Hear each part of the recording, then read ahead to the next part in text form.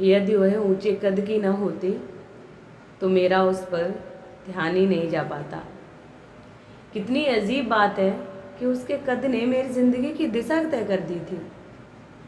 यदि वह 4 इंच छोटी होती तो मेरी आंखें कभी उसकी आंखों से नहीं टकराती और सब कुछ अलग होता। यदि मैं बोर होकर बास्केटबॉल कोर्ट पर 1 घंटा पहले ही नहीं पहुंच गया होता तो सब कुछ अलग होता। यदि एक खिलाड़ी ने अपना पास मिस नहीं किया होता और गेंद कोर्ट से बाहर आकर सीधे मेरे सिर पर नहीं लगती तो मेरी ज़िंदगी कुछ और होती। हम घंटों बैठकर चाहे जितनी लॉन्ग टर्म्स प्लान बना लें, लेकिन बहुत छोटी छोटी चीज़ें हमारी ज़िंदगी का नक्शा तय करती हैं। मैंने ऐसा कोई प्लान नहीं बनाया था कि मैं जिस लड़की से प्यार करूँगा उससे मेरी पहली मुलाकात एक बास्केटबॉल कोर्ट पर होगी। मैं तो वहाँ केवल वक्त काटने के लिए गया था और इसलिए भी कि मेरे पास जाने के लिए और कोई जगह न थी। स्टीफेंस बास्केटबॉल कोर्ट के बाहर कुछ स्टूडेंट्स जमा थे, जिनमें से अधिकतर लड़के थे। लड़कियों का स्पोर्ट्स स्टाइल जो चल रहा था, उन्हें निहारने का इससे बेहतर कोई बहाना नहीं हो सकता था। सभी अंग्रेज़ी में बतिया रहे थे, लेकिन मैं चुप्पी साधे रहा। मैंने अपनी पीठ सीधी की और गौर से कोर्ट को देखने लगा, ख़ास तौर पर यही समझने के लिए कि क्या यह जगह मेरे लिए है या नहीं। जैसे ही 10 लड़कियां कोर्ट पर आईं, दर्शकों ने चीयर किया।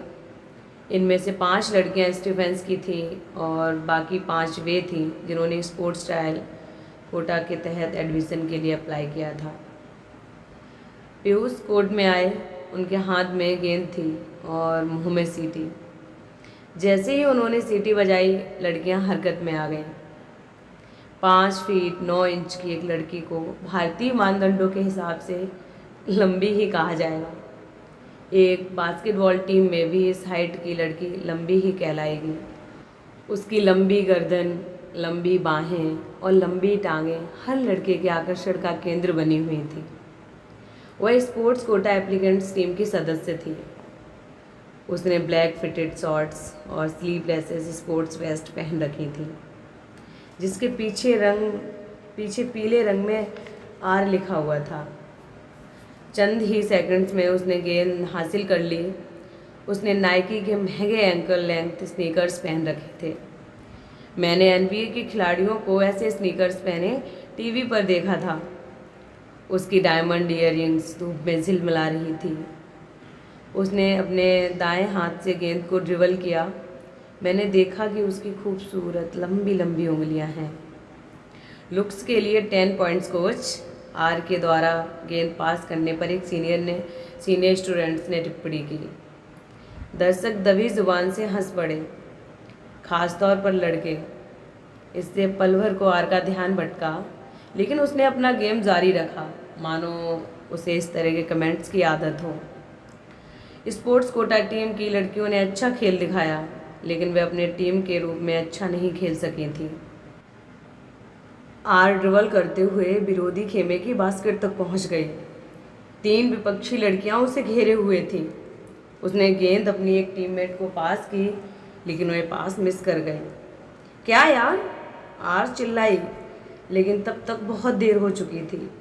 गेंद विरोधी खेमे के हाथों में पहुंच गई थी। उसने उसे दूसरे छोर तक पास कर दिया और बास्केट में दे मारा। आर ने मन ही मन खुद को कोसा। इसके बाद उसने अपनी 3 टीममेट्स को सिग्नल किया वे विरोधी खेमे की 3 लड़कियों को कवर करें। फिर वह कोर्ट के दूसरे छोर की ओर जाने लगी। जब वह मेरे करीब से गुजरी तो मैंने पसीने में लथपथ, थोड़े लालिमा लिए हुए उसके चेहरे को करीब से देखा। पल भर को हमारी नज़रें मिली, या फिर शायद वह मेरी कल्पना रही होगी, लेकिन उस पल भर में मेरे दिल को कुछ हो गया, कुछ अलग सा। बेब्स, उसको कवर करो, मैंने कहा। कवर करो, आर चिल्लाई। मेरा ख्याल उसके दिमाग से कोसों दूर था। उसने अपनी एक टीममेट को गेंद पास की और वह एक बार फिर बास्केट में दे मारने से चूक गई। What are you doing guys? उसने परफेक्ट इंग्लिश में चिल्लाते हुए कहा। मैं नर्वस हो गया। मैं भला उससे कैसे बात कर पाऊँगा। उसका चेहरा मैला कुचैला हो रहा था, उसके माथे पर कपोलों पर धूल जमा हो गई थी। इसके बावजूद मैंने अपनी ज़िंदगी में इससे खूबसूरत चेहरा नहीं देखा था। निश्चित ही मैंने सोचा भी नहीं था कि उसके साथ मेरी बात आगे बढ़ेगी। वह इतनी पॉस लग रही थी कि शायद वह मेरी तरफ दूसरी बार देखती भी नहीं। लेकिन मेरे नसीब में कुछ और ही लिखा था। नहीं तो फर्स्ट हाफ के 7वें मिनट में कॉलेज टीम की कप्तान गेंद को कोर्ट के बाहर क्यों दे मारती और जो सीधे आकर मेरे सिर से टकराती। मैं क्यों गेंद को फ़ौरन उठा लेता। और सबसे अहम बात यह है कि गेंद को लेने के लिए आर ही क्यों आती। बॉल प्लीज़, उसने हाँफते हुए कहा। मुझे जैसे लकवा सा मार गया। आई सेड बॉल प्लीज़, उसने कहा। मैं एक्स्ट्रा आधे सेकंड तक बॉल को थामे रहा। मैं उसे थोड़ी देर और देख लेना चाहता था। मैं पसीने में लथपथ उसके चेहरे का एक स्नैपशॉट ले लेना चाहता था। उसे ज़िंदगी भर के लिए अपने माइंड के कैमरे में सहज कर रख लेना चाहता था। मैंने गेंद को उसकी ओर फेंका, जिससे उसने आसानी से थाम लिया। मेरे गेंद फेंकने के अंदाज से ही वह समझ गई थी कि मुझे खेल आता है। चेंज योर पॉइंट शूटर, मैंने कहा। ना जाने क्यों मैं इस बार सही इंग्लिश भूल गया था। व्हाट, उसने कहा। उसने मुझे ऊपर से नीचे तक देखा।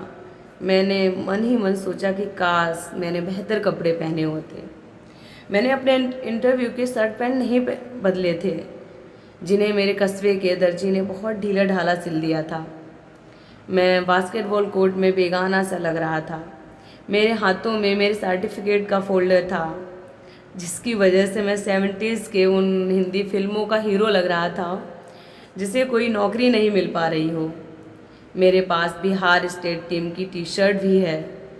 मैं उससे कहना चाहता था, पर निश्चित ही चलते खेल के बीच में और पहली बातचीत के मद्देनज़र ऐसा कहना बहुत वाहियात होता। योर शूटर इज़ यूजलेस, मैंने कहा। रेफरी ने सीटी बजाई, जिसका मतलब था कि खेल फिर से शुरू किया जाए। वह मुड़ी और जितनी तेज़ी से उसका थ्रो अपनी टीम मेंबर्स तक पहुंचता, उससे भी तेज़ी से वह मेरे बारे में भूल गई। हियर पास टू मी, विरोधी खेमे की बास्केट तक पहुंचने के बाद आर ने चिल्लाते हुए कहा। गेंद उसकी पॉइंट शूटर के हाथों में थी और वह उसे थामे हुए कंफ्यूज होकर इधर उधर देख रही थी। आई सेड हियर, आर इतनी ज़ोर से चिल्लाई कि लॉन में पेड़ों पर बैठे कबूतर उड़ गए।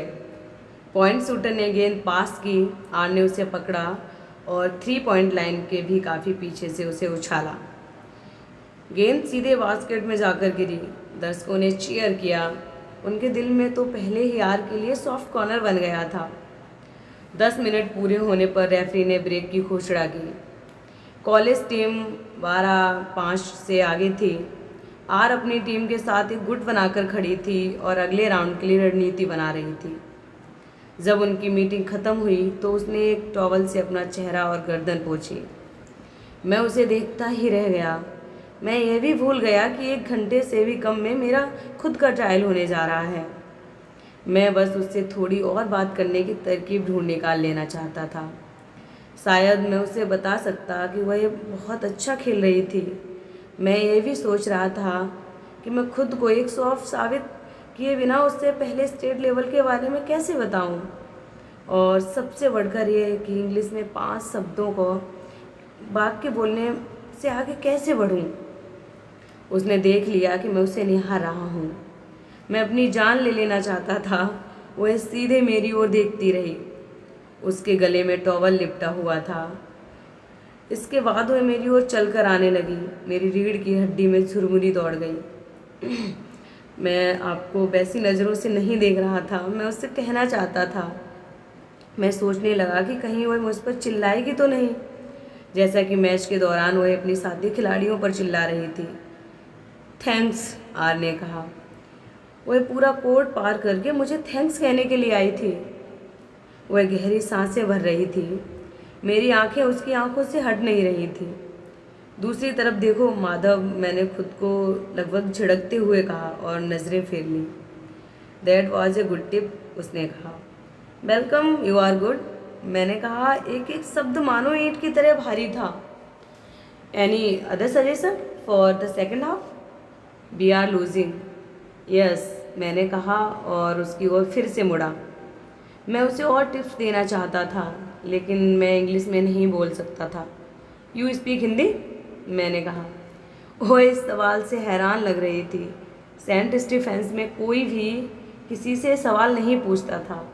वेल यस ऑफ कोर्स, उसने कहा। ओके, मैंने कहा और अपनी भाषा में समझाने लगा। उनके पास 2 स्ट्रॉन्ग प्लेयर्स हैं, उन्हें एकदम टाइट कवर करो। अपनी प्लेयर्स के लिए फॉर्मेशंस फिक्स मत करो। आपकी 2 खिलाड़ियों को उनके साथ मूव करना चाहिए। आप शूटर बनो, बाकी 2 में से एक आपको डिफेंस है और दूसरी आपको सपोर्ट करेगी। सीटी फिर बजी। गॉट टू गो, उसने कहा। Catch you later. मैं समझा नहीं कि कैच यू का क्या मतलब होता है। क्या वह वास्तव में मुझे कैच करना चाहती है, यानी कि मैं उसे इतना पसंद आया? निश्चित ही यह तो होने से रहा, लेकिन फिर भी मैंने उसे बहुत अच्छी टिप्स दी थी और इन मॉडर्न लोगों का कोई भरोसा नहीं है। गेम फिर शुरू हुआ। यस, बास्केट स्कोर करते ही वह चीखी। गेंद रिंग को छुए बिना सीधे अंदर गई थी। इससे बास्केट को सबसे खूबसूरत ध्वनि पैदा होती है, एक हल्की सी जग की आवाज़। जब गेंद केवल नेट को छूती है। जब वह दौड़कर अपनी साइड में आई तो उसके चेहरे से पसीना टपक रहा था। मैच 21-15 के स्कोर पर ख़त्म हुआ। स्पोर्ट्स कोटा एप्लीकेंट्स टीम की लड़कियां हार गई थी। फिर भी उन्होंने कमाल का जुझारूपन दिखाया था, लेकिन आर निराश नज़र आ रही थी। मैं उससे बातें करना चाहता था, लेकिन चिमराव के किसी लड़के में इतना दमगुर्दा नहीं हो सकता कि वह दिल्ली की एक हाई क्लास की लड़की से बतियाने के लिए आगे बढ़े। मैं चाहता था कि वह मेरा गेम देखे। मेरे पास उसे इम्प्रेस करने का और कोई ज़रिया नहीं था। कोच पीयूष उससे बातें करने के लिए आगे बढ़े। दोनों में देर तक बातचीत होती रही। मेरे लिए यही एक चांस था। जिन लड़कों में कॉन्फिडेंस नहीं होता, उन्हें किसी लड़की से बात करने के लिए इसी तरह से किसी की मध्यस्थता की ज़रूरत होती है। मैं दौड़कर पीयूष के पास गया। माई ट्रायल नाउ, आई चांसर, मैंने उनसे कहा। पीयूष मेरी ओर मुड़े और हैरानी से मुझे देखा। पता नहीं मेरी इंग्लिश पर हैरानी हुई थी या फिर मेरे स्टूपिड सवाल पर, या दोनों पर ही। ऐसे खेलिएगा? ट्रायल बा है या मजाक? उन्होंने भोजपुरी में कहा। मुझे अफसोस हुआ कि वे मेरे बारे में जानते थे। आए तब आर ने बात संभाली। ओह, तुम भी स्पोर्ट कोटा हो? पीयूष हम दोनों को देखते रहे। अब वे इस बात पर हैरान थे कि हम दोनों एक दूसरे को कैसे जानते हैं। यस, मैंने कहा। यह इंग्लिश में दिया जाने वाला एक ऐसा जवाब था जो मैं पूरे कॉन्फिडेंस से दे सकता था। स्टेट लेवल प्लेयर, इस बिहारी का खेल देखकर ही जाना, पीयूष ने कहा और ठहाका लगाते हुए वहाँ से चले गए। मुझे इससे बुरा लग सकता था। उन्होंने बिहारी शब्द का इस्तेमाल इस तरह किया था मानो वे ये कहना चाह रहे हो कि देखो, इसके जैसा एक छोटा मोटा बिहारी भी ये खेल खेल सकता है, जबकि वे खुद एक बिहारी थे। बहरहाल वे जाने अनजाने में मेरी मदद कर गए थे, इसलिए मैं उनसे नाराज़ नहीं था। उसने मेरी ओर देखा और मुस्कुराई। No wonder you give those gifts, उसने कहा। State level, my god, what is your good name? मैंने बिना सोचे समझे तपाक से कह दिया। न इस सवाल की कोई तुक थी और न ही यही कोई समय। वैसे भी आजकल गुड नेम जैसे शब्दों को कौन इस्तेमाल करता है, सिवाय मेरे जैसे किसी लूज़र के, जो हिंदी के शुभ नाम को इंग्लिश में ट्रांसलेट कर बैठते हैं। गुड और बैड, ओनली वन नेम, रिया, उसने कहा और मुस्कुरा दी। रिया, मुझे छोटा सा प्यारा सा नाम बहुत अच्छा लगा। या शायद आप किसी को पसंद करने लगते हैं तो आपको उसकी हर चीज़ अच्छी लगने लगती है, पसीने में लिपटी उसकी आईब्रोज से लेकर उसके छोटे नाम तक। योर नेम, उसने कहा। ज़िंदगी में पहली बार मुझसे किसी लड़की ने नाम पूछा था। माई सेल्फ माधव झा, यह मेरा रटा रटाया जवाब था। ये तो मुझे बाद में पता चला कि इस तरह के वाक्य बोलने वालों को लो क्लास माना जाता है। हम पहले हिंदी में सोचते हैं और फिर हर शब्द को इंग्लिश में ट्रांसलेट कर देते हैं। फ्रॉम बिहार, उसने कहा और हंस पड़ी। राइट? वह इसलिए नहीं हंसी कि मैं बिहारी था, वह इसलिए हंसी थी क्योंकि पीयूष पहले इस तथ्य का खुलासा कर चुके थे। उसकी आवाज़ में कोई जजमेंट नहीं था।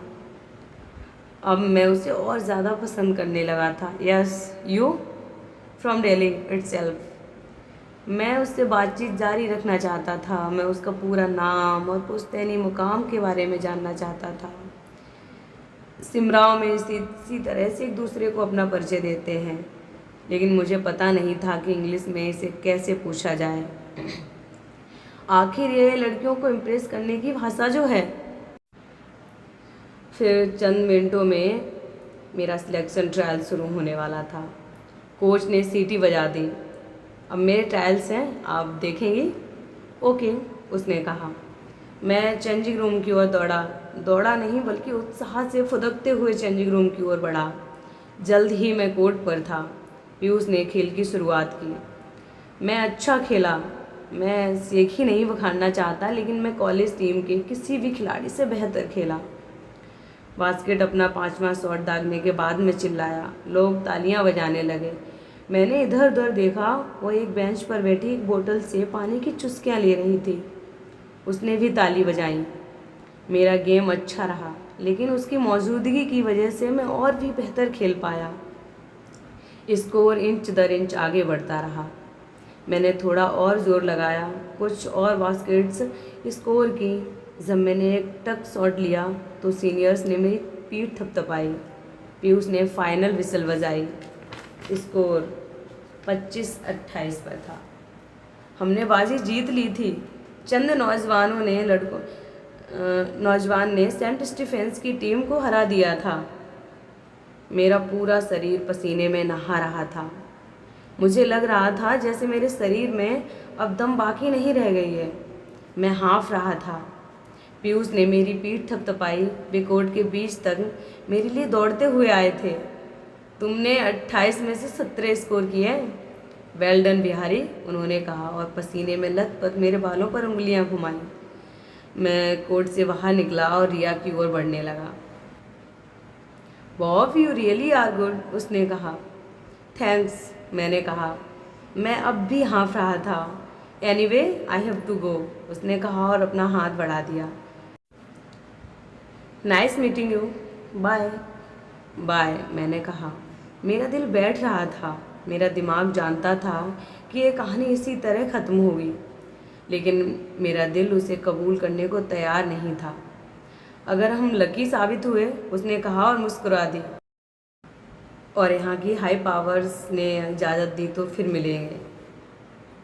कौन जाने, मैंने कहा। यस, बट अगर ऐसा हुआ देन सी यू, नहीं तो बाय।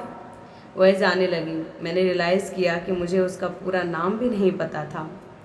जैसे जैसे वह मुझसे दूर होती जा रही थी, मैं सेंट स्टीफेंस में एडमिशन लेने से ज़्यादा कुछ और नहीं चाहने लगा था। मैं बास्केटबॉल कोर्ट के बीचों बीच अकेला खड़ा था। सभी जा चुके थे।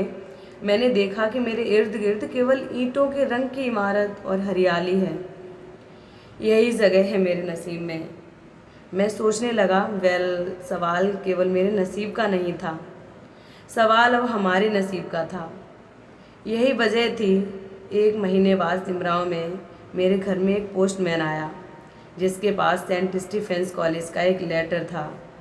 वह मुझसे एक बड़ी टिप भी चाहता था। Thanks for watching friends.